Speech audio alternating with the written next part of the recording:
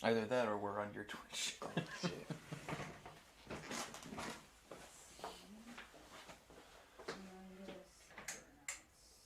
You might be on both. I don't think you can be on both. Anyway, we are live.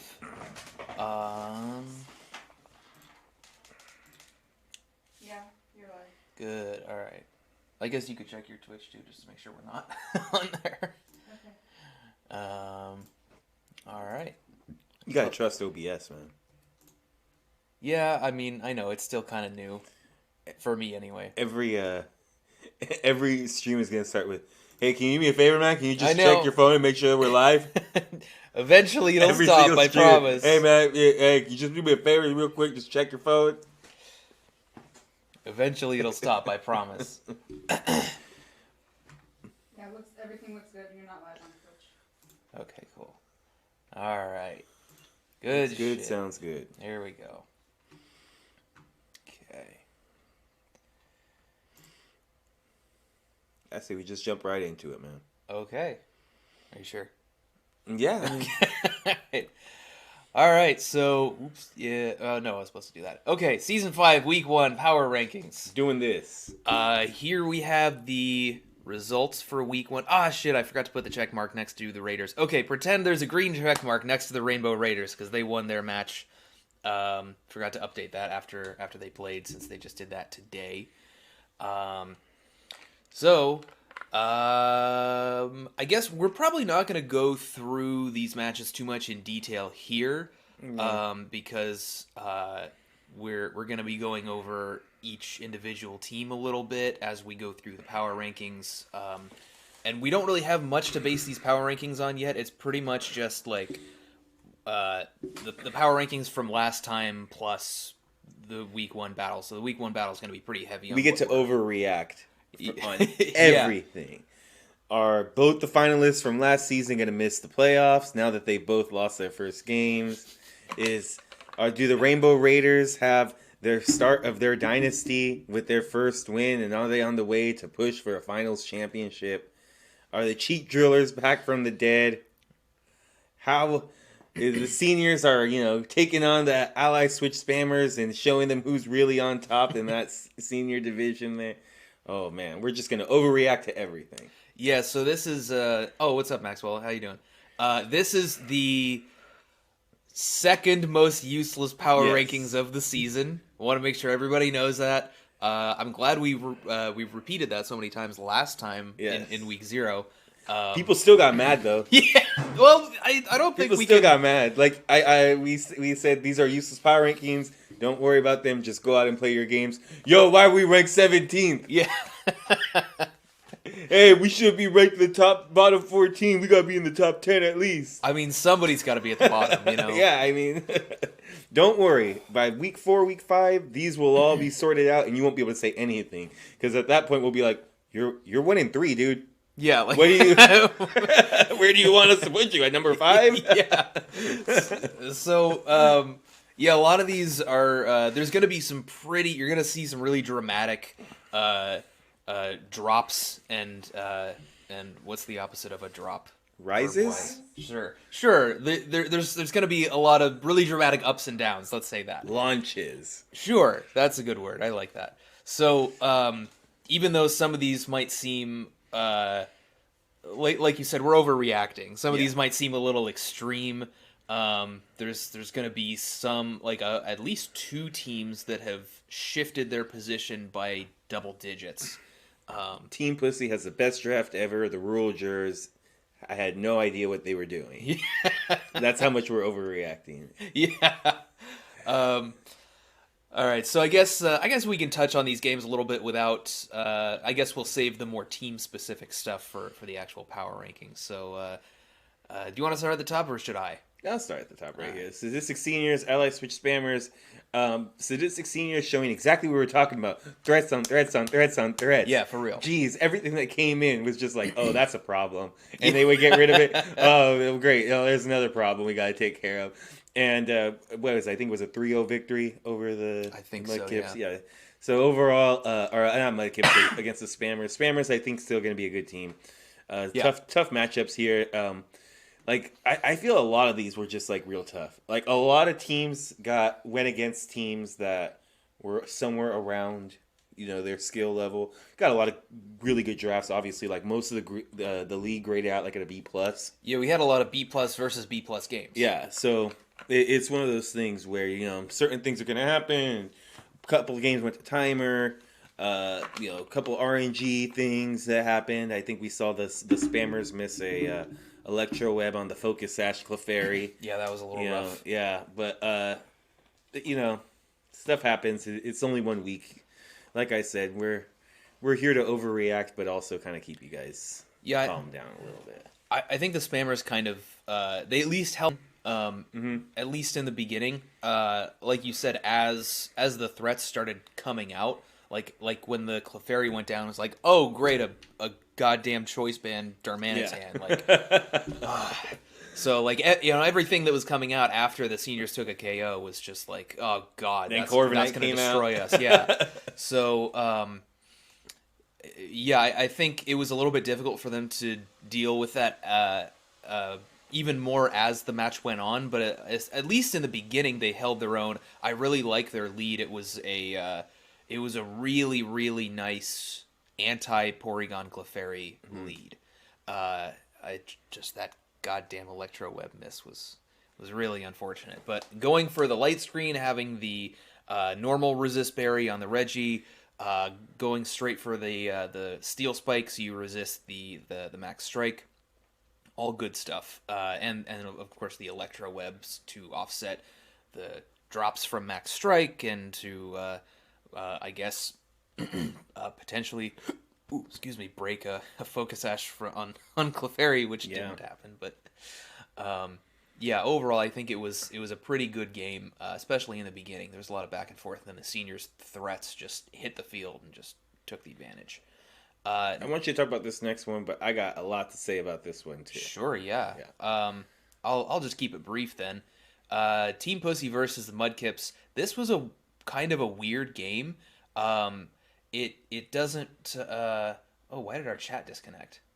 Okay, well, it's telling us to afraid of going with an electric move.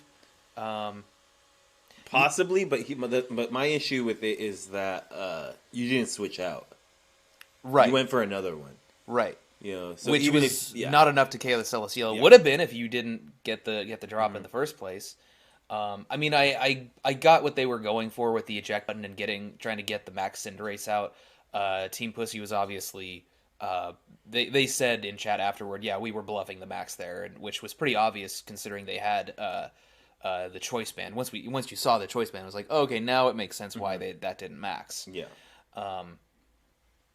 Yeah, so I'm gonna try to fix the chat here. You go ahead and talk about that match. Say what you got to say.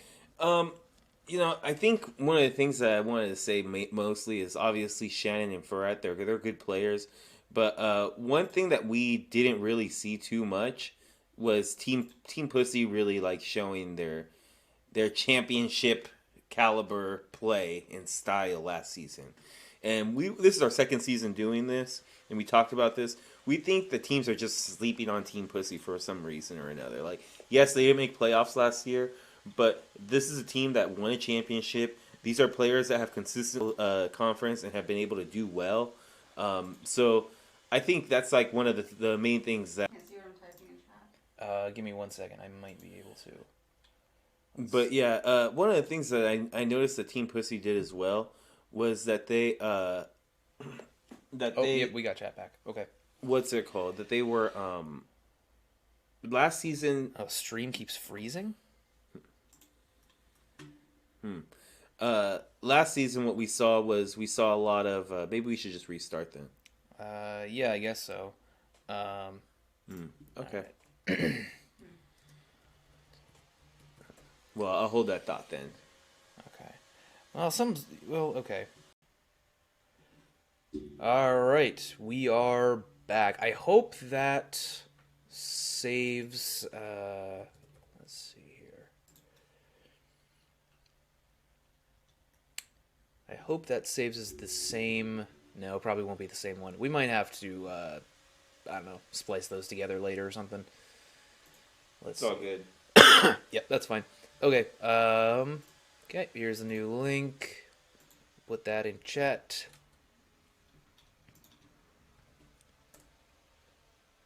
Okay.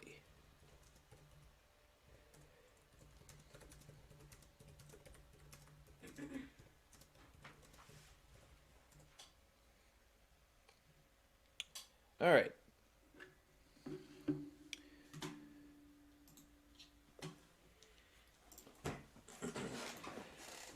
Okay. Back to Season 5, Week 1 Power Rankings. Alright, so we went over the seniors and the spammers.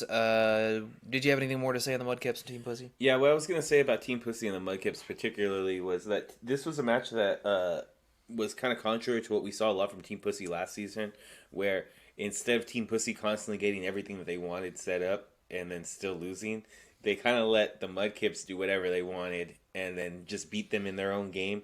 So we saw it. It's so crazy. Like, they set up the trick room, then Ice Horse comes out, and it's like, oh, well, you have Ice Horse in Trick Room. Like, here we go. Time to get started. Now we're going. And they just one-shot it. Boom. Yeah. And just really, really good prep by Team Pussy in general. I think it was just good play. I think teams in general are sleeping on them. Obviously, the Mudcaps are a good team. Would never say that they're not. Like, but I think that they definitely shouldn't feel bad. I think Team Pussy is going to be an elite team if they continue on this pace. Obviously, if they won a game, but you know, this is a good start for them, and I expect big things out of them, especially with the draft. Like, they got a lot of comfort picks, a lot of really good solid things like the Celesteela and the Cinderace. So hopefully this starts for things to come for them. I think so. I mean, we saw the unfortunate season that Doesn't Click had in Season 3. We saw them bounce back pretty well this past season, so I think we're probably going to see the same from Team Pussy. It's this is more like what they're actually like as players. So next one is the Wailords and the Jurors. You want to take this one? Yeah, sure. I mean, we saw right here just really good play from honestly both ends. I believe the Jurors came out with like a Scarfini and a Raichu lead. And what did the Wailords come out with? I believe it was like Incineroar and Volibee. Incineroar and Volibee. I was gonna say I wanted to call it Mandibuzz, but I knew it wasn't Mandibuzz. Yeah. And they honestly did pretty good with that very passive lead. They kind of just let the Volibee go down and brought in some of their other things. But what really kind of changed everything was, I think, the Trick Room being set up, the Dragalge not being able to switch in safely to kind of Dynamax. Yeah. And then the Araquanid coming in and kind of mitigating some of that damage that they were going to be able to do. The Max Darkness was a great tech because otherwise Jellicent was just going to roll them. And this game not uploaded yet. We will probably have that sometime tonight or tomorrow. Yes. It was super busy. Yeah. But the Jellicent was just gonna roll them in Trick Room. The Tangrowth with Dynamax and was launching off Max Oozes, getting everything and kind of boosted up, and Araquanid was throwing out Skitter Smacks to kind of try to mitigate the out from them. Just overall, really, really good play. Just in general, I think came down to I think it was a timer, was it? Yeah. Yeah. The Wailords had a 1 Pokemon lead.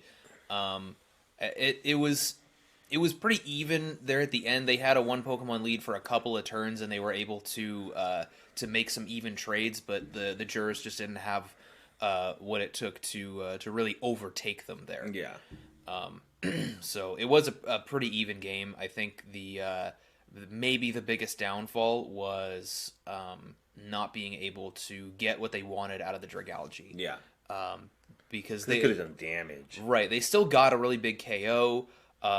There were a couple of things in Misty Terrain that were not touching the ground, so they were still able to get good Dragon hits off on the Volibee. The Flygon had Levitate, and the Volibee was a flying type, right, so you could still max Worm win them.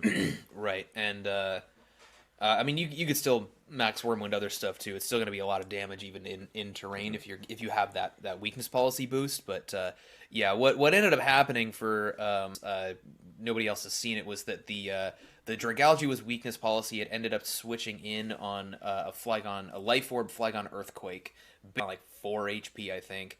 And it was able to take 1 KO, but that was it. It was a pretty strong Dynamax candidate, as all weakness policy Pokemon are.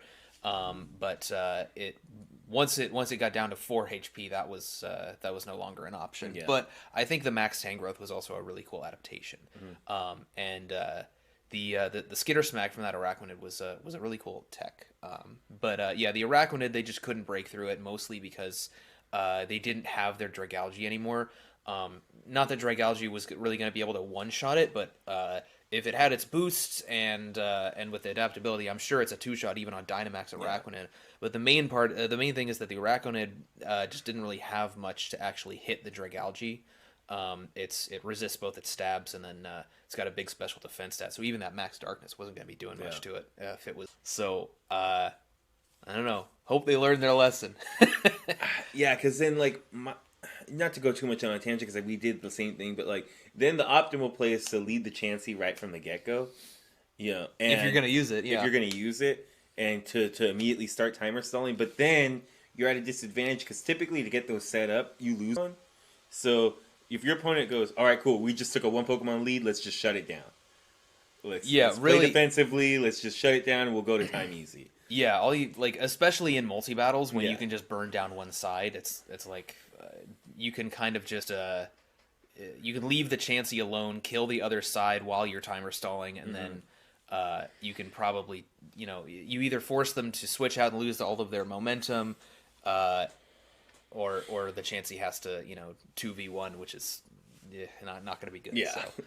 So, yeah. Anyway, so moving on to the Dark Web Porygons versus the Mats. This was a pretty cool match, especially toward the end there. We saw the Dynamax Regidrago with over 1,000 HP. So, yeah, let's see. So, how did this game start? Oh, the Dynamax Zap. It's at +1 Spadaf. It can start launching max airstreams, and then the Scarf really doesn't matter so much anymore.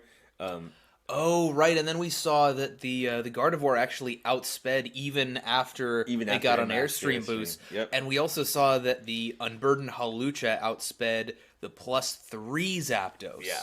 So that Zapdos apparently had no speed. Yeah, I don't think it did. Most like I said, they went for the Psychic Seed, so I'm guessing they probably put a decent amount into HP. Right. Maybe made it like HP and attack, special attack, I should say. But yeah, that is one of those things you have to account for in your building, even if you want to make it bulkier. Like if it's going to Dynamax and go for max Airstreams, or if you have a Tailwind setter that you want to pair with that bulky Dynamax Pokemon, you need to figure out what am I outspeeding with this many speed boosts? What am I outspeeding in Tailwind, etc. So that was probably a not so. Not really a great testament to their prep. So hopefully they learn from that. Yeah, we just saw really good play from the Matter. Honestly, they held off their Dynamax for a long time. Were able to withstand the Zapdos for the most part. Still put down big, because I believe turn 1 the Garchomp actually switched out into Sylveon, and the Sylveon took 75% from helping hand expanding force. So it was one of those things where they were making the right calls by just going for the expanding forces, and then letting the Gardevoir go down. They're called Hawlucha, and then letting the Hawlucha come in to get the Unburden boost, set up Tailwind, and they just kept the pedal to the whole time. Then I feel like the only time they really had a chance, and when I say they, I mean the Dark Web Porygons, was when they had the fake out pressure on the field, and they faked out into the Dynamax slot. Right. And that really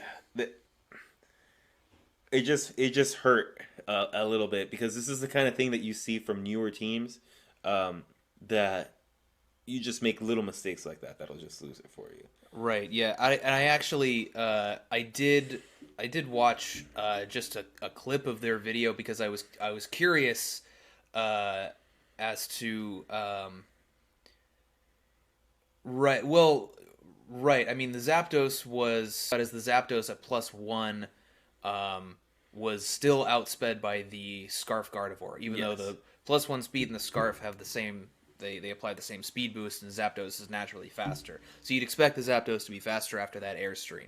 It probably went timid max speed or something along those lines. Right. I mean, clearly it was a fast Gardevoir and a not so fast Zapdos, and then it came in at +3, and then they were able to get a faster Tailwind. Right. So they were obviously able to get the Tailwind up, but because the Hawlucha outsped the Zapdos at +3 with the Unburden boost. So. Right, which is maybe a little bit less surprising, but still, I think it's 108 speed. It's like 118. Oh yeah, 118. Yeah, but yeah, I mean, I still I came in into the stream after a couple turns had passed already, and I don't think I would have been surprised if I had seen the Zapdos get outsped on turn 2 by the Gardevoir, but I was surprised to see that since you guys let me know that it was at +3, I was surprised to see the Hawlucha outspeed it there. So yeah, probably not a super fast Zapdos there, but let's see, where are we going with that before? Mainly that the Mats had a lot of control just in general with the game. Oh, the fake out turn. They had the fake out. That was probably one of the main turning points in the right. So yeah, I did go back to the Porygon's video. I just watched a little clip of it, just to see what their mindset was when they were going for that fake out. It sounded to me in the chat, but like after the game, that they had sort of made some kind of prediction that the Reggie wasn't gonna max. But looking at their game, it was actually just a mistake on their part. Happens. Yeah, so that's what happened there. The player with the Pikachu, I think he thought Kartana had the max slot, so he ended up faking out the wrong slot. So and then of course the Reggie ends up maxing, and then they had a really nice end game with the Reggie and the Kartana. It wasn't. I don't think the win was guaranteed until maybe the last couple of turns or so. But once they burned down the side, and I think it was only like 2 Pokemon, like the Politoed and something else. Right, it was the Politoed and Scizor left. Once it was down to those two, it was pretty much over. So it actually benefited the Mats to just keep going for protects. I mean, obviously you want to on the Kartana, yeah, they just kept protecting because they wanted to. So you have that combined with a very good team and 2 very good players. They're going to be a force. Right. Yeah, it's going to be an interesting one to watch. The next match here is the Delibirds versus the Booloos. This game was like, it was a good game, but it was also a very weird game. I liked what the Booloos were going for, but the Delibirds just they just had such a goddamn game. It was super bulky, and it was just getting healed continuously by that Comfey. That combination was incredibly potent here, and it was really tough for the Booloos to break through. I think their only main mistake was not targeting down the Comfey immediately, which is kind of what you need to do, as long as you're also able to mitigate the damage from that Moltres. That's kind of how you handle that combination, because otherwise this is what happens. The Moltres just stays there and keeps getting healed. It took them a while. It took the Delibirds a while to actually get the ball rolling on Moltres. They were actually still Dynamaxed when the game went to time. So they got a couple of, or I think 1 KO at the end, and then they brought Rillaboom down to Focus Sash. So it was a pretty slow paced game, mostly because of the Delibirds. They were controlling it quite a bit, and I which is kind of it's a double-edged sword, right? Because they were able to control the game, and they won because of it. But it's also controlling it in the way that they did was a little bit. It's not a reliable way to win, especially because the game ended 4-4, and neither team had any idea who was going to take the win until the game told them who won. So not a consistent way to win, but at least they were. I would say they were more in control than the Bulus were. It's a it's a little bit weird of an end game there. Yeah, especially because you still had Dynamax turns left on one side, a major a major mechanic to a game that could easily turn it around. Pick up a KO or two and kind of seal it away a little bit more. I wish I only watched it once, and I wish I would have went back and looked a little bit more at the Bulus, how they played, because I feel that they could have played a little bit. Say that right when it's that close, one or two moves, switching something out, switching something back in, kind of making sure that you're preserving the health of your Pokemon a little bit more. I think that this timer snuck up on them. Oh, it definitely did. That's what it felt like. Because if they would have known maybe 5 turns back, which is not a lot when you're taking the timer into account. 5 turns back, hey, the timer might be a decent win con here, or a win con for both teams. It might come into play. Yeah. Then it changes your whole strategy.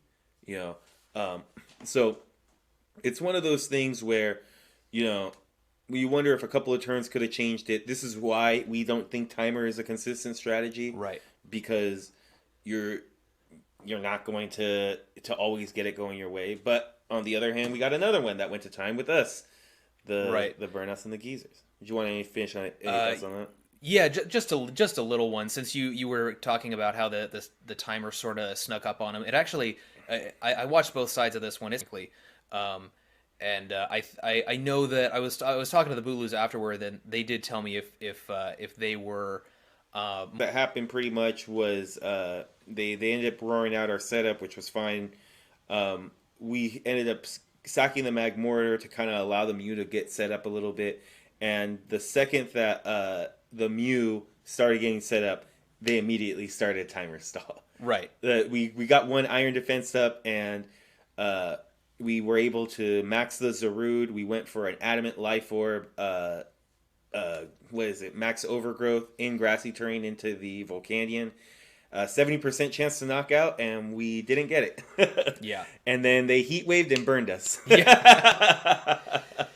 So, it's one of the things that, when you're playing timer stall, probably the worst thing that can happen is your offensive Pokemon, your main way, gets neutered the first Dynamax of the game, the first Dynamax turn of the game. Yeah, so we got one max move off, and then we got burned. So. And then we got burned, which partially was our bad because we were actually considering doubling into the Volcanion with a body press. I think maybe you could say we got greedy and KO and an Iron Defense, which we could have gotten if we got the right roll. But it's also we also kind of thought that since our main game plan was shot at that point, we kind of figured we needed to go for some big plays and try to get ahead with some KOs and setup at the same time. If we have a chance of taking that, we thought we should go for it. So we didn't get it. So yeah, I mean the main problems that we probably saw coming out of this, honestly, was that we basically lost one entire side just for no reason. I mean, we couldn't even get anything coming out of it at all. The Caparajah really didn't do anything. Yeah. The Zarude immediately got burned. I think the burn probably was bigger than the 70% roll that we missed. Yeah, because at least we would have gotten substantial damage on the Mr. Mime switch. And once we get the Mr. Mime down, they pretty much have no way to stop the body presses, because we had already seen that at that point. That the Mr. Mime was the only thing that was going to resist that. But instead, we missed the roll and got burned, and had to just face out, just double protects, redirect, double protect, redirect, going all the way down to timer. So Yeah. that's probably the more consistent way you can do it, because the Geezers didn't lose a single Pokemon. They made sure that they kept their differential up high. But definitely a tough way to lose when you're a couple of things could have gone your way and you're sweeping it in the other direction. Right. But they outled. There was really nothing we can do on the lead, and they were able to maintain that lead for sure. We seem to be having some more streaming issues. Where is the... Oh, there's that. Okay.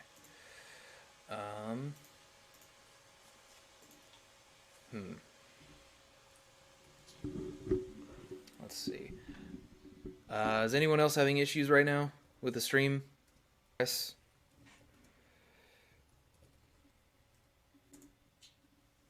I don't know if... I'm still a little bit new to OBS, so I don't know if this means...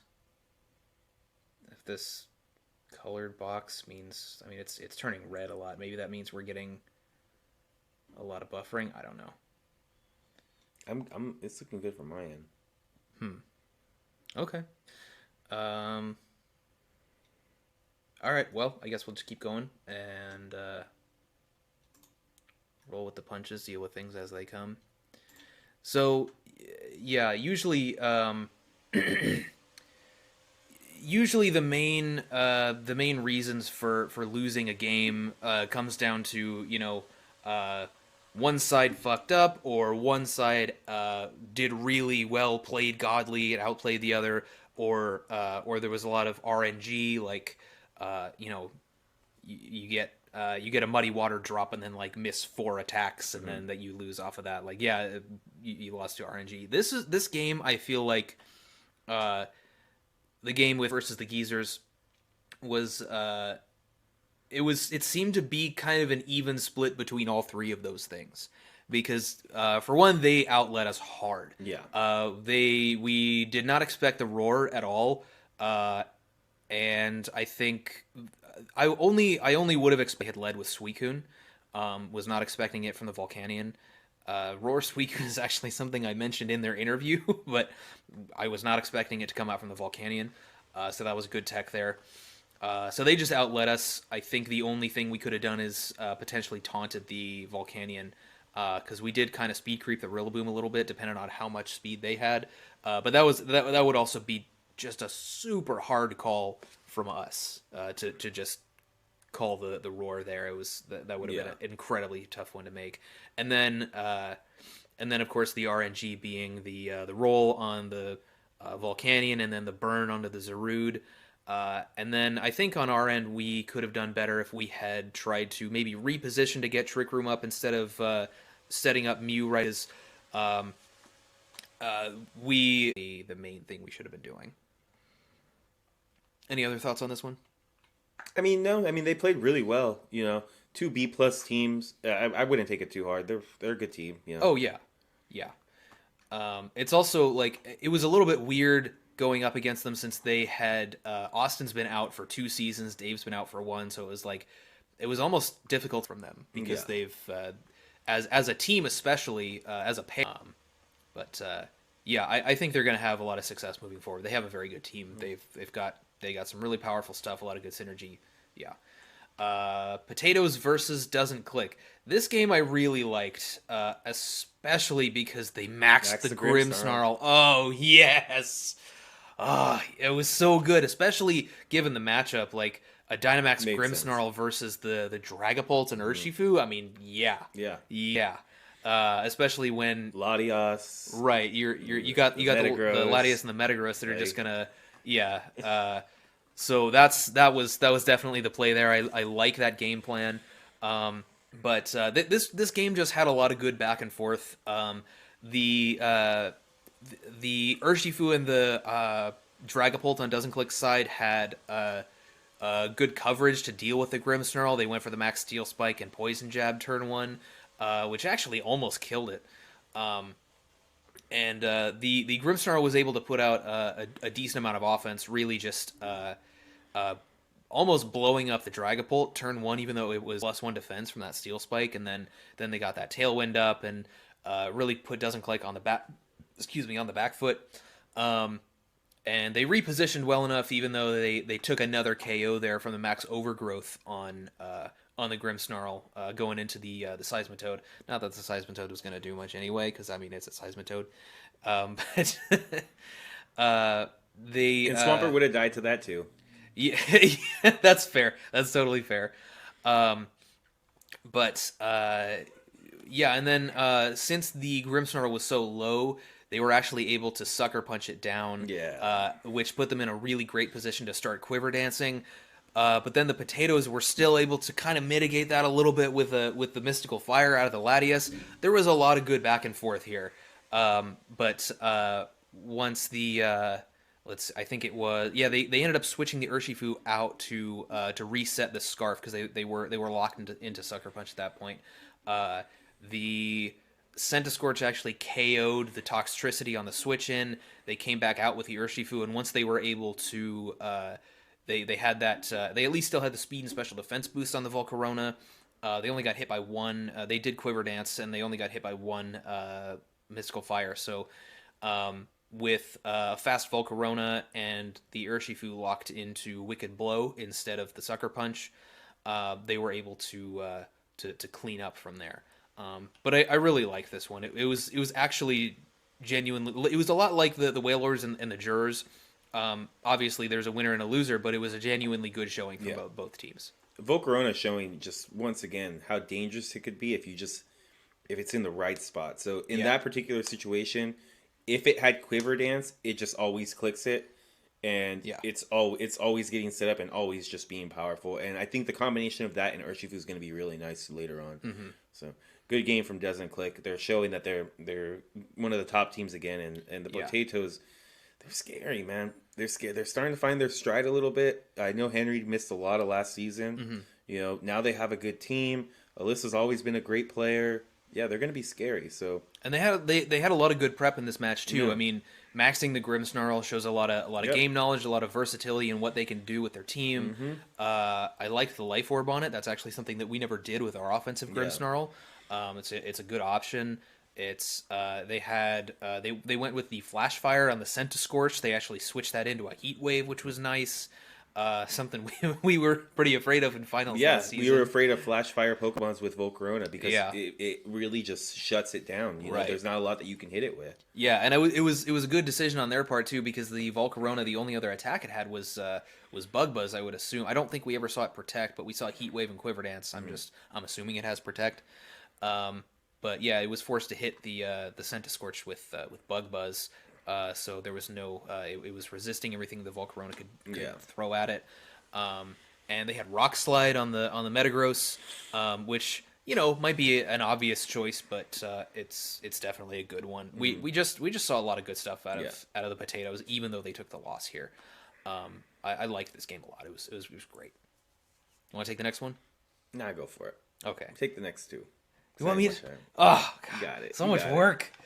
All right, so Cheek Drillers and the Patch Rats. This one was a little bit more straightforward.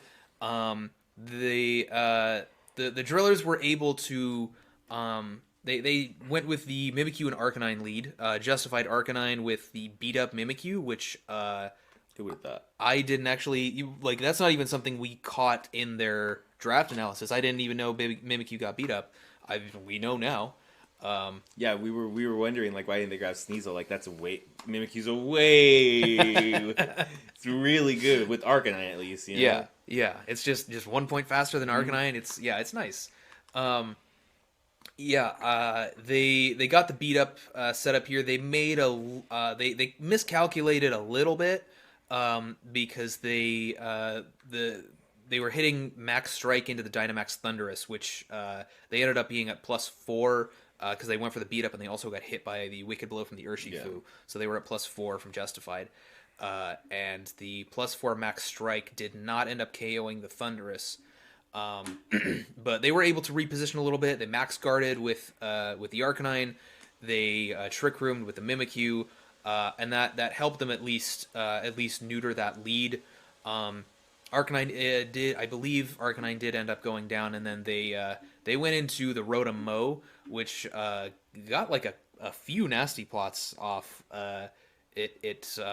It got rid of them by leaf storming as well, but they kept boosting back up. And next to the Blastoise, once that lead with the Thundurus and the Urshifu had been, I'm not sure. I don't think both of them got KO'd there, but they were at least forced out, and the rest of the stuff on the Patrat's team just as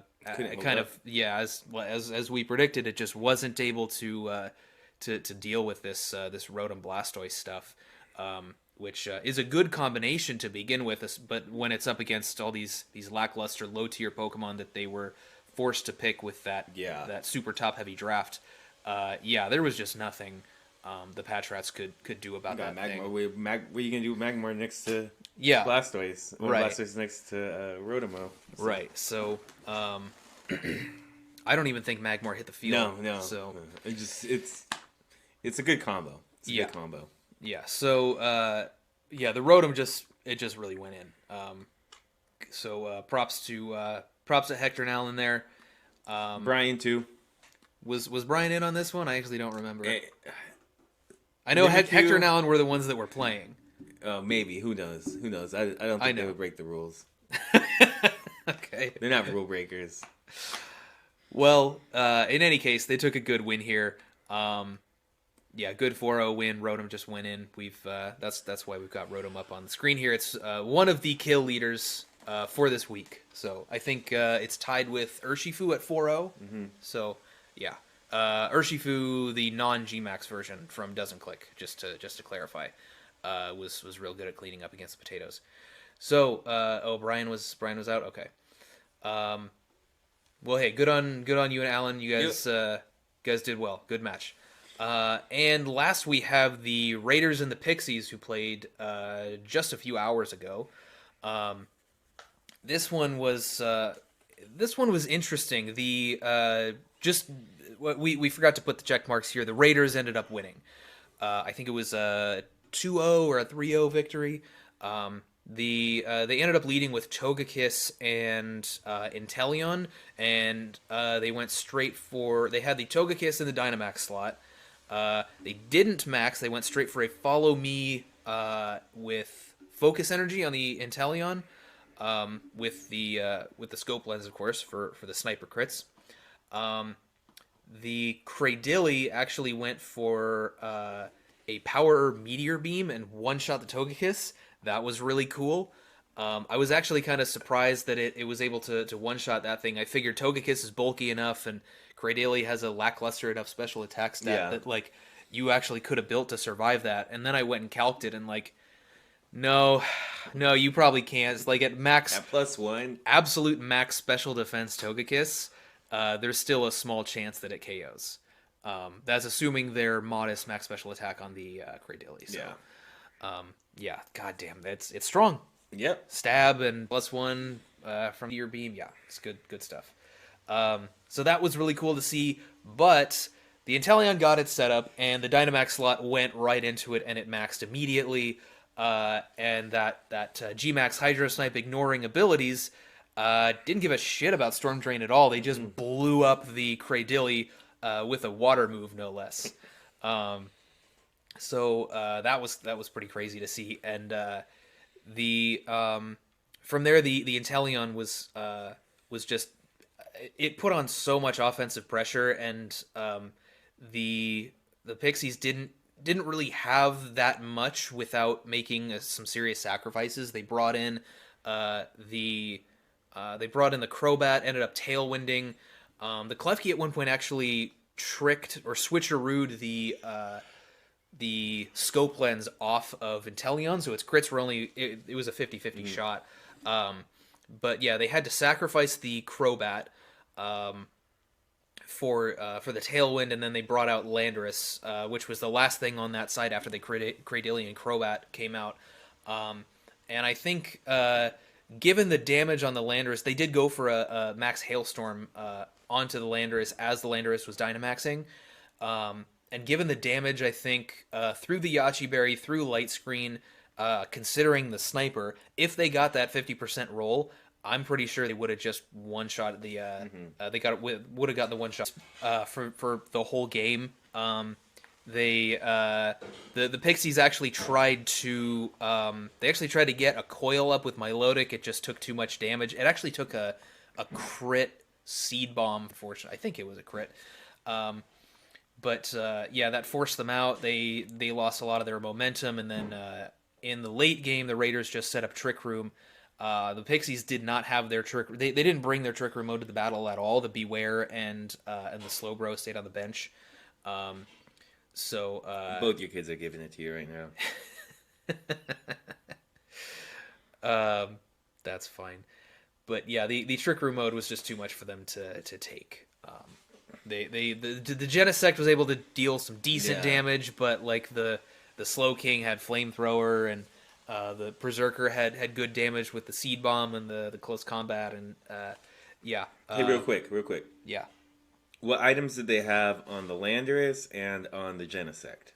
Oh, that's interesting. I think they definitely had the berries that you have to have almost all the time. Yeah. Yep, they're going to be locked into that every single week, I think. And when they're not... Almost. I don't want to say every single week, but a lot. It's going to be tough to not, A lot, yeah. Because they're so heavily dependent offensively on those two Pokemon. Right. You have to protect them, and you don't have redirection. Yes, exactly. Yeah. But, well, it's all right. We're going to take a look. Both these teams, one of them had to win. Raiders took the W this time. Yeah, and it was actually a genuinely good win. It wasn't just like... kind of a toss-up. Like it was a good battle, and the Raiders they genuinely had a lot of control over this game for a good amount of the time. So, for basically the whole battle, I guess. Especially with the Trick Room mode. The Trick Room mode actually had a good matchup against the Pixies, even though we kind of thought it was underwhelming. But when the opponent doesn't bring their Trick Room mode. Yeah, even an underwhelming Trick Room mode is probably going to do well. It's going to work. Yeah. All right, so that's all the games we have. That was a lot less brief than we thought it would be. I guess we can at least attempt to be a little bit more brief here. All right, time to overreact to stuff. Yeah, like we said in the beginning, a lot of these ups and downs are going to be pretty dramatic, especially for teams that were close to the top that ended up losing. And again, these are the second most useless power rankings of the season. We don't have a lot to go off of here. There's going to be a lot of really dramatic shifts like these in the beginning. So, don't freak out if you're dropping too far. We dropped ourselves by 8, so that's... This we can fly through. Right, yeah. So, okay. Patch Rats, you know why you're that low? Because you lost. Right. You know what? You know why you're at 16? Because you lost. Yeah. You know what? You know why you're at 50? Because you lost. Yeah. That's why. We did also decide we're just gonna we're gonna take the simple route, at least for week 1, and put all of the 1-0 teams above the 0-1 teams. Mm-hmm. So these are most of the 0-1 teams here. Are all of them? Yep. Most of them. Most of them. Okay. All right. So at the bottom we have the New England Patch Rats. It's pretty straightforward what happened here. They were just their lackluster Pokemon were overwhelmed by Pokemon that were, I wouldn't say super powerful, but like solid. Good enough. Right. Their lead of Thunderous Urshifu, which is I think their most common lead almost all the time, was dealt with fairly well, even though it was a little bit shaky in the beginning, considering that the Thunderous didn't go down. But it was dealt with well enough, and the rest of the Pokemon just couldn't hack it, So that was about what we expected from them, especially against a good team like the Drillers. So they are keeping their spot down at number 18. All right, and you know what, Hector? What we should have done is we should have made you guys number 2. You lost. See, anytime you say anything, we just go, you lost. It doesn't matter. But yeah, we should have put the SoCal Drillers at number 2. So when we beat them this week, we shoot right back up to the top. I guess we should have, huh? All right. The Pixies, we didn't have them rated that high. Both their offensive Pokemon are times 4 weak to stuff. They ended up losing to a team that we honestly think probably is gonna, do all right, but not as good. They're gonna struggle to make the playoffs. So this is one of the games that you have to win. So we'll see. We'll see what happens with them, but they're moving down a spot. Yeah, it was just unfortunate because they just didn't really have control at any point in the match. It was all the Raiders controlling that match. So here's what I'll say: we're on to Cincinnati, and if you know sports, you know what that means. We're on to Cincinnati. I don't know what that means. We're on to... Nobody cares. So that means we're going to buckle down, we're going to come at this, and we're going to win the Super Bowl after it. Yeah, we had a loss. It's all right. It's all right. We take losses. It happens. But you know what happens after that? We win. We've dropped 5 games in the last 3 seasons. Think about that. Oh, yeah. Think about that. We dropped 5 games in the last 3 seasons. So it's all right. We'll see. We'll take this. I'll go into the Porygons too while we're at it. Heavily reliable rain mode. You're complaining about missing a hurricane. This is what we were talking about. This is what we were talking about. So yeah, you're going to move down a slot. The Sadistic seniors, we think they're going to be a good team. No, they didn't play the seniors, did they? Mats. The Mats. The Mats, they're the top team that we have. So yeah, it's going to be good, but we're going to see if the rest of what the league can do is going to be able to keep up with them. They obviously, the Disquake mode that they have, very, very powerful. It's going to be able to put down a lot of pressure. I think they have some stuff here that they're able to work in and out of Trick Room. The Caesar, I think, is going to be one of the things too that can work a little bit in and out of Trick Room, kind of put pressure on outside and in. And Sylveon, I think, is just generally a good mon. I think they're going to need another redirector besides the Pikachu. All issue that they need to fix. So they'll get some wins. They'll be fine. They'll be up there they're going to be up there eventually. But for right now, we have them at 16. Yeah, I mean it's sort of they were at 15 previously. They lost. We do kind of have to drop them, especially given the teams above them that also lost. That we just couldn't justify given where all of these teams were in the week 0 power rankings. We couldn't justify putting the Porygons above any of these other teams. So that's why they are where they are. Next up is the Mudkips. They fell more than any other team. That's obvious here. I don't think this is a case of like, holy shit, they played bad. No. We gotta drop them super far. No, it's not that bad. It's more just a lot of these placements are more just because we couldn't justify dropping the teams above earlier than in the game would have been nice. And, not on their terms because they set it up on their terms. Right. And then the Primarina sitting out there in front of the Gengar was a little bit weird. It was putting on some offensive pressure, but it didn't like just taking those sludge bombs and. It was an unfortunate game, but we think they're gonna bounce back. I mean, they're not just gonna stay down here. They made finals last season. They're a good team, and they've got the goddamn horse, dude. Come on, they're gonna be fine. Yeah, this is like I said, it's just major overreacting that we have to do right now because we have to put these teams in places. Yeah, it leads us into our next team, the Boos. The Boos are gonna be fine. Yeah, they have a good team. They lost a timer. It happens. It's one of the things where it happened to both teams. It snuck up on both of them. One of them ended up losing. It was by 9%. I guess they said that they had figured it out. So yeah, they had about 40% HP, and the Delibirds had about 49. So. Yeah. So I mean, it is really what it is. It's gonna happen. But for right now, we're gonna put them at 14. They're gonna be fine. They're 0-1. It's not that big of a deal. Yeah, I would also like to clarify that a lot of these, a lot of the order that we're putting these in. They could go a lot of different ways. It's not. I don't think it's exactly 100% clear that like, I would say like, number 12 through 15 here. Like, you could argue for those to be kind of in any order here. So I don't think it's exactly super clear that like, we're the best of these 4, and then the spammers are the next best, and then it's not quite that clear. Let me just go ahead and say this: If your team is on this list of 7 right here, and you're worried that you're not at 12 instead of 17, you lost. Yeah. The only stat that matters is and this league is predicated. There's one thing on the menu. Wins and wins. That's it. That's the only thing you can order. We don't want losses. We don't want none of that other stuff. Just wins. That's all that matters. So as long as you win, that'll get you higher on the board. You don't win, you're gonna stay down here. So these top rankings right here, yeah. What are you gonna do? You can put them where they belong. We're here too, at number 12, and there's a team above us that lost as well. 2 teams above us. I think. Yeah. Yeah. Or definitely 2. Yeah. Potatoes and the Jurors are above us. So that's all well and good. I totally get Yeah. it. But Maxwell also brings up a good point. They got 0 differential, even though they lost.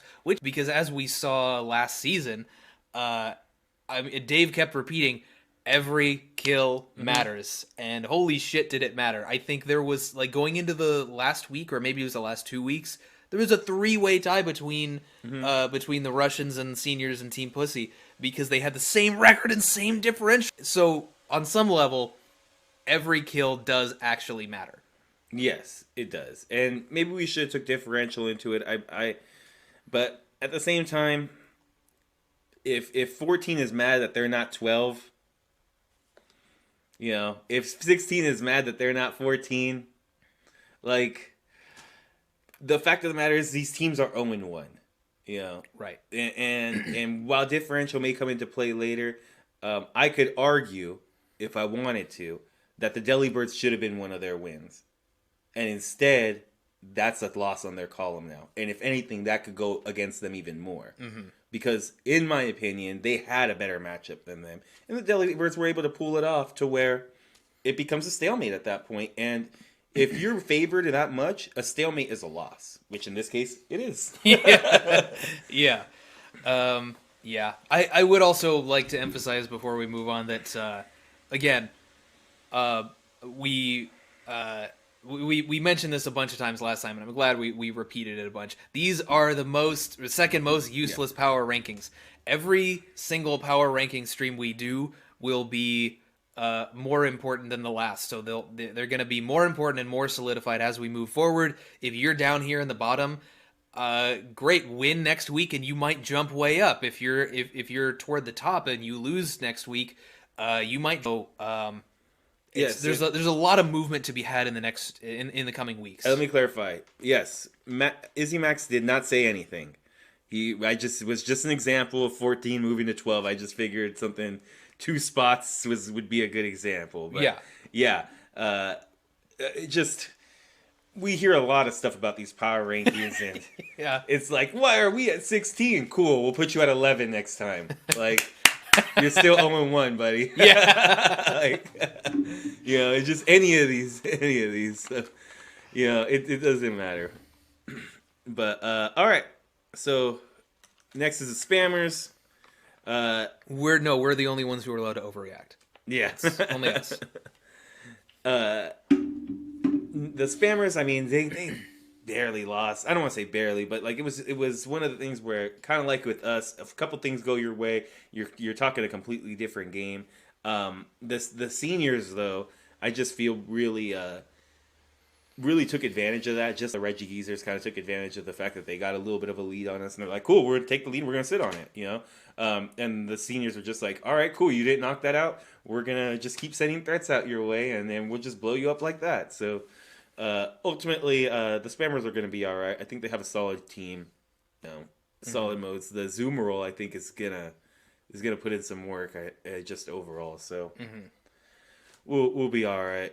The spammers are gonna be all right. And then you want to go with us? Sure, yeah. So, I was honestly not. I wasn't really 100% sure where I wanted to put us here. Again, the order can you can mix them up and still justify a lot of different placements for different teams here. But yeah, I mean we're one of the 0-1 teams. We're down here near the bottom because we took a loss here. It was sort of it was a little bit weird because the game was clearly decided pretty early on. Basically, once they decided once they got that burn and they got Mr. Mime in fairly safely, and they decided we're gonna timer stall. That was kind of it. But the it was just awkward because our whole game plan was shot, and admittedly it was risky to bring the kind of Mew that we brought, considering that if our game plan didn't work out, then if we were due in the beginning, then it was going to be hard to actually make it work, which is exactly what happened. But it would have been a lot better if we had been able to do the other stuff we wanted to do, and we felt we were able to do that pretty safely. But they got us on the surprise factor. Really, they had a good lead, and they got us there. So I think that's about all I have to say. Any other thoughts from you? No, I think that's more or less it. Okay, at least on this list. So I know Hector's not saying that we're gonna keep this up. We rode this the LA New Wave. They were like 1-4, and we're like, it's all right, guys. You guys are gonna be okay. We can still make playoffs. They're like 2-5, and we're like, they're still in the playoff. Yeah. And now all of a sudden we lose one game, and we're riding our jock too hard. we get no credit. No credit. No credit, man. No credit. All right, moving on. We've got 6 through 11 next. Boom. All right. So potatoes. Potatoes are at number 11. They're one of the top teams out of the 0-1s here. Because we just both 10 and 11. We really liked how they played, and they had very good games despite losing. We talked a lot about it earlier, so I don't think we need to go over it again. But they had a really good showing. They had good prep. I liked their game plan going into this. There was a lot of good stuff coming out from the potatoes, even though they took an L here. Yeah, and then the jurors, pretty much the best of the 0-1 teams. They dropped to. We still like their draft a lot. Came down to time, a couple of things not going their way, but ultimately I think they had a good game plan overall for what they were doing. Showed great adaptation once the Dragalge went down. Good play from them overall. I really like their match. You guys I think it's going to be an enjoyable match for a lot of you guys. So, finishing off our defeated teams this week is the jurors at number 10. And moving into number 9, we do have the Darn Heckin' Delibirds. They are our first 0-1 team. They're down at the bottom of the 0-1 teams here for a couple of reasons, partially because they were... we did have them ranked pretty low in the week 0 power rankings, and also because even though they did display an ability to control, they did it in a way that ended up bringing them to time and ended up giving them a +0 win, which is like we said, not exactly consistent. But there's one thing on the menu, Matt, and what's that? Wins. That's it. And they got one. That's it. That's why they are number 9 here. They're above all the 0-1 teams, but they're bottom out of the 1-0s because of that. That game could have gone a bunch of different ways, given a slightly different turn here and there. Like we said, just not exactly a consistent way to win, especially, and that's especially apparent in how surprised both teams were when the result came out after the timer went down, because they, like I said, the timer caught them both off guard, and neither team was confident in who would win once it hit 0. It came up for the Booloos that they were defeated. It came up for the Delibirds that they won, and they both seemed surprised by that. So I think they would have been surprised the other way too. Yeah, absolutely, 100%. So. And then next we have the Rainbow Raiders. Took a win against the Pixies. Bumped them up to number 8, second best or second in to the bottom of all the 1-0 teams here. But overall, I think they have a good squad. I think the best thing they did this week was not bring Colossal. Yeah. Oh, definitely. Yeah. Yeah. If you want to win, just not bringing the Colossal. Focusing a little bit more on the Inteleon, having your Trick Room mode in the back. Good prep. great job. So don't think there's much left to say. Was against one of the teams that we don't think is going to do as well. I was telling Matt, it's one of the things where unfortunately a win for both teams wasn't going to boost the other one up too much. Right. Like if the Pixies beat the Raiders, it's not going to boost them up too much, and if the Raiders beat the Pixies, it's not going to boost them up too much. It's kind of like a wash. One team has to win, so just one of the things. But they got the win. They did a good job. They showed good prep. So yeah, it's not like they just lucked into it. They went out and got the win. So congrats to them. Yeah, I do like the point you made about the Colossal too, because when I was looking at this matchup, at least to vote on the pick'ems, I was thinking like is set up that Colossal, right? And I was thinking like if they just go hard into the Colossal, that's going to be kind of rough because I'm expecting the Landers to Dynamax here, which it did. And so if they especially I was actually kind of expecting maybe Assault Vest Landers because it was going to be able to handle the Colossal better and still potentially take a Max Ice Storm or Hailstorm, especially if you're setting up the light screen with Klefki, which the Pixies did. But yeah, that would have been really difficult for the Colossal to deal with. It still would have been difficult even without the Dynamax on or without the Assault Vest on Landorus. So good on them for identifying that this was not the time to bring Colossal, even though it is one of the big threats on their team. And yeah, we put them here second to last out of the 1-0 teams, mostly because again they were one of the bottom teams last time.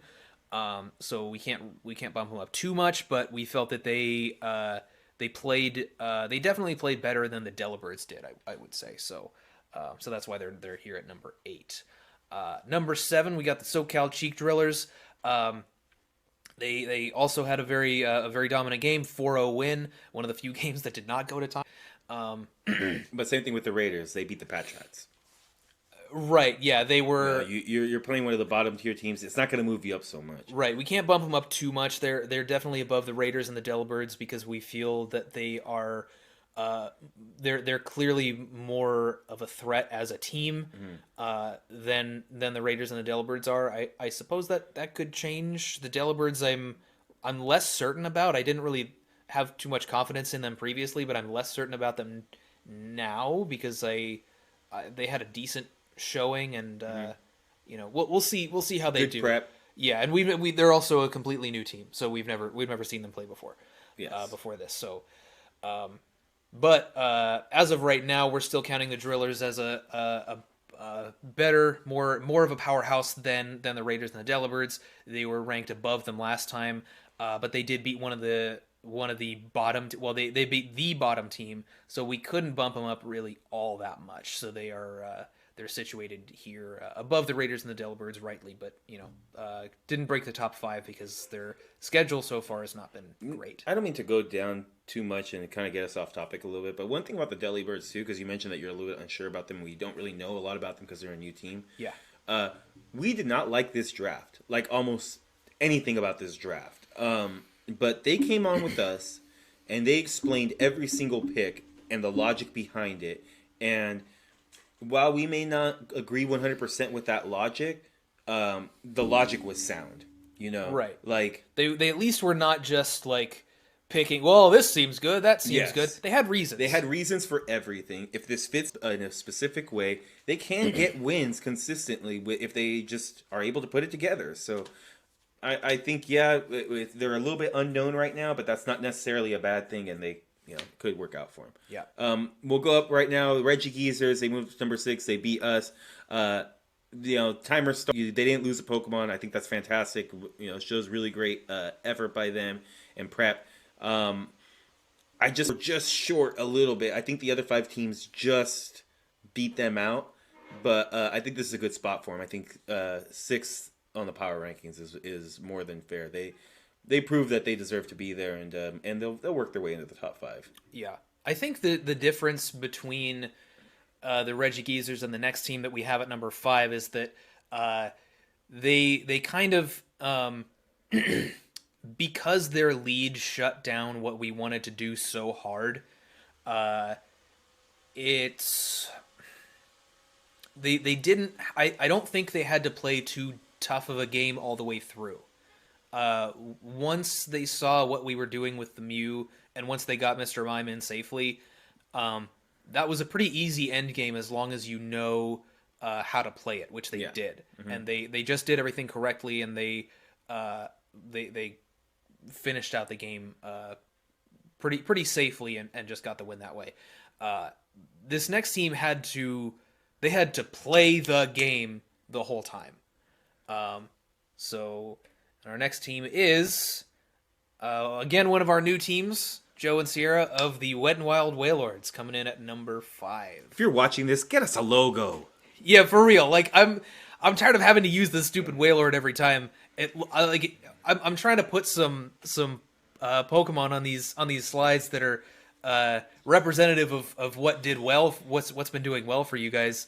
They did Max the Spider is a good decision. I like the Spider Max, but like it looks like Wailord is I don't know, like it wants to be part of your draft or something. It's not a logo. It's just a Pokemon. It's just there. Yeah, it's okay. It's all right. Okay, all right. Get a logo. Anyway, back to this. I think they showed really good adaptation here, just in general. Being very versatile in the Trick Room mode. The Flygon was able to do some decent damage too, with just kind of coming in and putting down like almost like typing pressure, you know, like just being good defensively with the Tapu Bulu. But the Araquanid was really the MVP here. I mean, it just allowed them to do whatever, like kind of mitigate the damage a little bit, and then make it so that way their Trick Room mode wasn't so devastating, and they could just maintain and hold the lead. I think that was really beneficial for them because, you know, the jurors lost a few of their Pokemon they kind of like almost designed to lose, like the Raichu I think was one of them, and you know some other Pokemon too. So it was just it was a little bit tough, but I think they played extremely well. So The Raichu ended up surviving the whole match. did it really? I think so. Yeah. I thought it had fainted. No, they lost 3 Mons. They lost Victini. Yeah, they lost Dragalge. Victini, Jellicent, Dragalge. Yeah. Okay.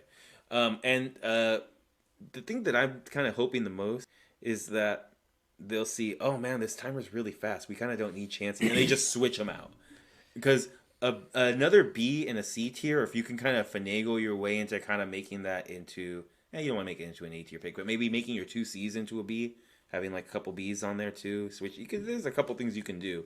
With a B and a C. So I think definitely maybe they'll see that they don't need the Chansey so much. I think go to timer, especially after seeing what the timer's like. I would sort of, this may be wishful thinking, but I am expecting them to drop the Chansey. Maybe also the Shuckle, but at least the Chansey. If they go to timer this next match, like they're gonna be like, okay, there's no need for us to be running this. Yeah, these matches just go to timer naturally without even trying. Definitely. So congrats to them. Top 5, week 1. Yeah, they played very well. Good for them. Number 4, Sadistic Seniors. You want to take this one? Yeah, remember when we gave them an A+ and everybody thought we were crazy on the threat level? Remember when we were like, hey, they're just going to kind of start switching stuff in and be like, oh, shoot, that's a win con. Oh, shoot, that's a win con. Oh, shoot, that's a win con. Yeah, that's exactly. The banned Darmanitan, the Choice Scarf. We didn't see the Choice Scarf Dracozolt. No, we did. Did we? Okay. Yeah. The Marowak, huge threat. I was surprised it didn't get it was +1 Earthquake, single target, and I don't believe it picked up the KO on something. I was very surprised. And also, the Curse Marowak in general was I think good. I know what you're referring to. I don't know if they had the curse up yet, but I was surprised that they did with an Earthquake. Yeah, okay. I think it was just because of the Steel Spike boost. Oh, maybe you're right, yeah. But the Curse play was so good. They saw the Trick Room was about to come up. Curse dropped the speed very low, and now they have another threat on their team, and just kind of went with it right there. So yes, we meant it when we said this team has threats on threats on threats, especially when you lead with like Porygon Z and Clefairy, and you're just like, all right, go ahead and do what you guys normally do. You know, see if you can pick up a couple of KOs or at least do some major damage to their team. You know, right? So I think they showed, all right, hey, here we are, guys. We got our top heavy team. They're used to it. We got all of our threats, super hyper. It's not even really top heavy. I mean, yeah, they do have. It's not. You're right. Well, they have the same draft structure that we do. But more what I'm talking about is that their versatility is a little lacking. Oh, I guess so. Yeah. And it just kind of goes. I mean, you know how the kids these days, these youngins, they go stuff goes burr. This team goes burr. Yeah, I just aged myself right there. Yeah, a lot. You probably more than like you probably seem older than you actually are now. Yeah. +2. You didn't kill the Musharna. Maybe. Yeah, I think you. I think you were only +1. I think you only. I don't think you cursed more than once. I could be wrong. Yeah, I think But either way, just so many things. The Darmanitan was the most hilarious to me because it was like, yes, this Porygon Z's gone, the redirection's gone, everything's gonna be okay. And then Darmanitan just comes out, picks up a KO. They're like, oh, okay, yeah, we gotta take care of that now too. Yeah, that's what we're talking about. Yeah, so great job by them, man. It's a good team. I can't wait to see what they're creative players, so they don't have to do stuff like this all the time. They can do weird stuff like they normally like to. I think they ran Trick Room on PZ again this time. Yeah, I mean, a lot of the stuff we saw was a little bit more standard. There were a couple of tricks, like Clefairy had counter with the Focus Sash. That was kind of cool. I wish they got it, but they ended up Steel Spiking the Porygon instead that first turn. But yeah, a little bit more of a standard game. But yeah, there's plenty of stuff that they can do. And yeah, I agree. They're very creative. We saw that last season. They're gonna do well. And number 3, Team Pussy, get a goddamn logo. Come on, this is not a logo. I don't care. Sebi just wants a team build. I know. Play MBC. Okay? I know. I don't even know if they're watching this. Who knows? He doesn't want to watch this. He wants to team build, play MBC. I know. Nothing else. Get a logo. But yeah, this was a good showing by one of our returning champions. Is Vishy putting I'm not even gonna, whatever that is, I'm not gonna look at it right now. All right. So we also request, how about getting this one? We also request battery and your smoke detector. How about clipping that? I think we're past that.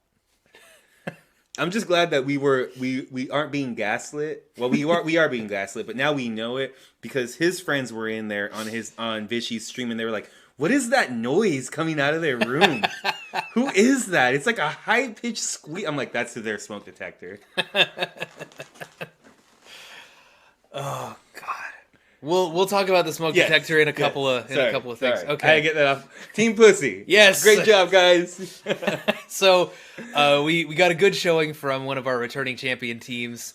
I think this it's entirely possible that this means Team Pussy is back this season, much like Doesn't Click was back last season. So they got a good win. They played very well. I love that Dynamax bluff from the Cinderace.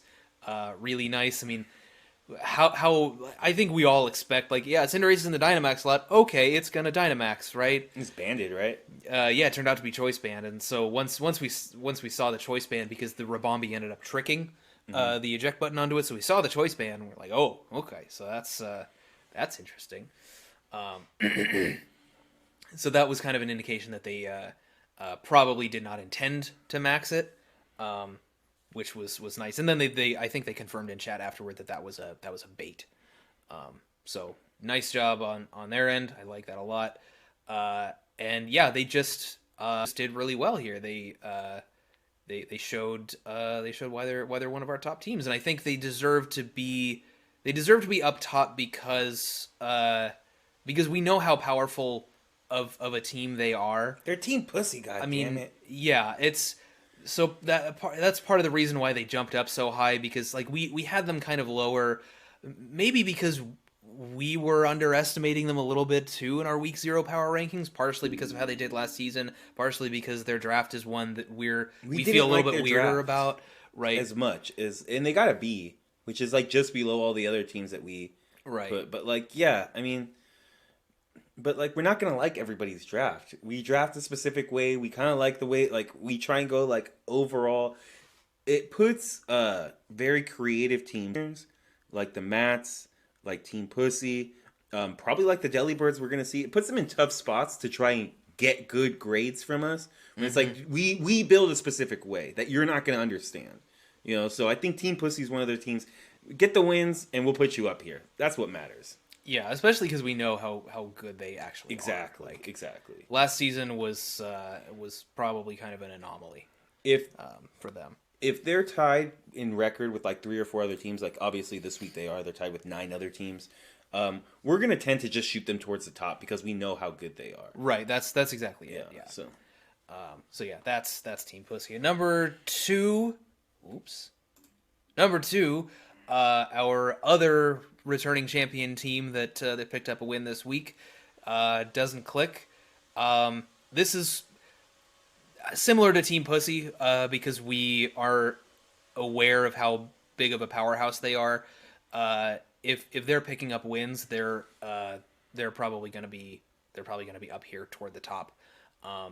And they were already in our top 5-0 anyway. So we had to, considering where the other teams that are currently in our top 5 were as well, they were above them. So we bumped them up here to number 2. They had a really good game against a really tough opponent that had good prep for them, and they played well, and they came out with the win. So Doesn't Click at number 2. Anything on Doesn't Click? I mean, I think this is a deserved spot. They're gonna be. They always have a slide up here. Yeah, yeah, for sure. So yeah, cool. Ryan and Fiona, you guys are fantastic. Keep it up, guys. You guys will be all right. Maybe they'll drop down if they have another season like season 3, but I don't really expect that to happen. I don't know. They have a good. This is a good draft, so they'll be all right. All right, and now for our number 1. Who? I wonder who it is. Oh, it's me. The stupid Mats. Oh yeah, there you are, right there, right here, the Reggie Drago. Here we go. There's Matt. Matt's bald head, as we got to see on the stream. Did work and a lot of HP. Over 1,000 HP. His head has over 1,000 HP in it. It's just impossible to take it down. I mean, they showed why this. Did they even not bring Blaziken? No, I don't think they did. A couple of things, huh? They didn't bring. I mean, it kind of felt like the only stuff they brought were like Indeedee, Cart, Gardevoir. Reggie, and Gardevoir. Yeah. Like, I guess Hawlucha hit the field, but like, yeah, its Tailwind was pretty important. They had Gengar, I think. I think they had Gengar with Icy. They have Gengar. Yeah. Yeah. This is just our way of putting us at number 1. Ben and Vishy actually don't exist. It's our second team. We have a burner account. The Matt Alcinas are our burner account. So technically, this is our last season was our second season making it to finals. We beat ourselves in top 4. Does that mean that's our smoke detector? Oh God. Oh. Okay. All right, I'm done with this already. I'm already having bad dreams about us having their smoke. It being my smoke detector. Okay. Well, Red is awesome. They kind of convinced us of that in our interview, and then with the showing here, I mean, that thing is so good. You say Dragon Ball GT, I say Dragon Ball OP. Yeah, that was terrible, but yeah, I love it. I know. But yeah, ultimately, now I kind of want to see what they do with these C tiers. Well, they did good stuff with one of them. They brought Gardevoir, and it was really good. Yeah, yeah, and I mean, come on, Vishy's gonna do something with Glaceon. It's gonna get some kills. So I'm sure. I believe in that. So yeah, it's gonna be fun, man. I can't wait to see what these guys are able to do. They're gonna be all right. They have a tough game this week again against the Russian assets, the rural jurors. So yeah, should be fun. That's gonna be a good one to watch. Yeah, definitely. Yeah. All right, so here for week 1 power rankings. We got the New England Patriots number 18, Platinum Pixies number 17, Dark Web Porygons number 16, Mediocre Mudkips dropping down to 15, St. Louis Booloos at 14, Ally Switch Spammers 13, Amoonguss Burnouts 12, Potatoes 11, Rural Jurors 10, Darn Heck and Delibirds at 9, Rainbow Raiders at number 8, SoCal Cheek Drillers number 7, Ridgy Geezers number 6, Wet and Wild Whalers number 5, Sadistic Seniors number 14, Pussy number 3, Doesn't Click number 2, and number 1 is the Matt Alcinas. 2 double-digit drops and rises. Team Pussy with moving up 10 spots from 13 to 3, and then the Mudkips dropping from number 3 to 15.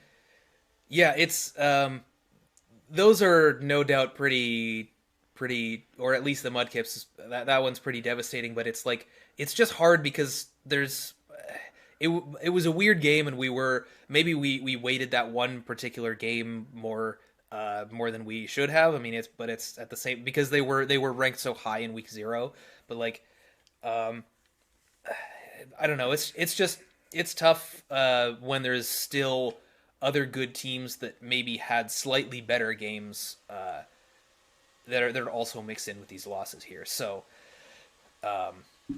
yeah, it's hard because I don't really think any I don't think the Mudkips or any team above them actually deserves to be at 15. But like somebody has to be there. Yeah, yeah. And I don't think they're gonna stay there. 10 through 15, I think that's a perfectly reasonable thing to say. 10 through 15, I don't think any of those teams deserve to be at 15, but Right. somebody has to. Right. Yeah. All right, so those are our week 1 power rankings, and we're gonna finish things off with our week 2 pick'em. So, we have here the our buys are gonna be the Darn Heck Endelibirds for Shield or Sword Division and the Ally Switch Spammers for Shield Division. We will have to wait until week 3 to see more of them. But going through Sword, let's see, we have the Sadistic Seniors versus Rainbow Raiders. You want to take this one? Seniors are going to win. Yeah. No, seriously. We think that they have a decent matchup against the Raiders in general. I think the Togekiss, if anything, is probably going to be the main thing that the Raiders are going to need. A really good redirector that can mitigate some of the damage that the Seniors are going to be able to put out. Yeah. But I don't think I think the Seniors just have too much. Yeah. I think it's going to be a classic case of them just overwhelming a team with offense. So, going to be exciting to see what the Raiders can cook up, obviously, but choosing the Seniors for this one. Yeah. And then we got the Potatoes and Mudkips.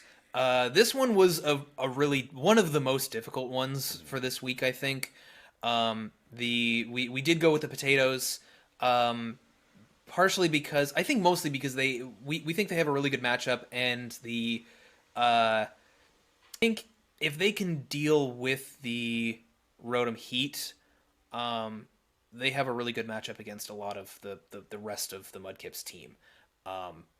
Metagross versus Glastrier tends to favor the Metagross. Again, could go either way. They're both very strong Pokemon. They're both